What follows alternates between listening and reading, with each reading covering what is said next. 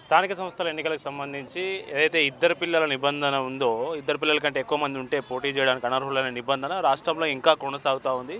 దీన్ని వెంటనే తీసేయాలని ఈరోజు ఇందిరా పార్క్ ధర్నా చౌక్లో ముగ్గురు పిల్లల తల్లిదండ్రులు ఎవరైతే కమిటీ ఉందో వాళ్ళ కమిటీ ఆధ్వర్యంలో పెద్ద ఎత్తున ధర్నా చేస్తూ ఉన్నారు.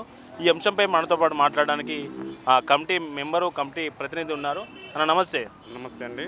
ఏంటి అసలు సమస్య ఏంటి? ఎందుకు ఈ గవర్నమెంట్ ఈ నిబంధన తొలగించట్లేదు?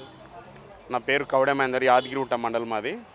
ఇద్దరు పిల్లలే ఉన్నందువల్ల చంద్రబాబు నాయుడు అప్పుడు ఉన్న ఆంధ్రప్రదేశ్లో ఇద్దరు పిల్లలకే అవకాశం పెట్టిండు.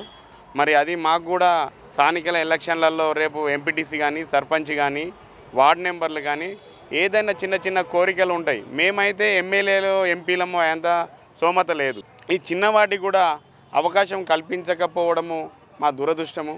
మరి ఇప్పుడున్న ప్రభుత్వము తెలంగాణలో మరి రేవంత్ రెడ్డి గారు దక్షిణమే మరి మమ్మల్ని స్పందించి మాకు కూడా ఈ చట్టసభలలో అవకాశం కల్పించాలని, గ్రామీణాలలో ఈ గ్రామాలలో మేము ఎంపీటీసీలని, సర్పంచ్లని అదన్నా పోటీ చేసి తృప్తి పడతామని, మాకు అవకాశం కల్పించాలని మాకు కోరిక.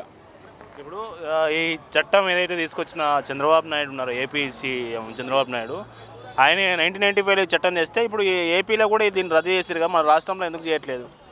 చంద్రబాబు నాయుడు మరి ఆంధ్రలో రద్దు చేశాడు.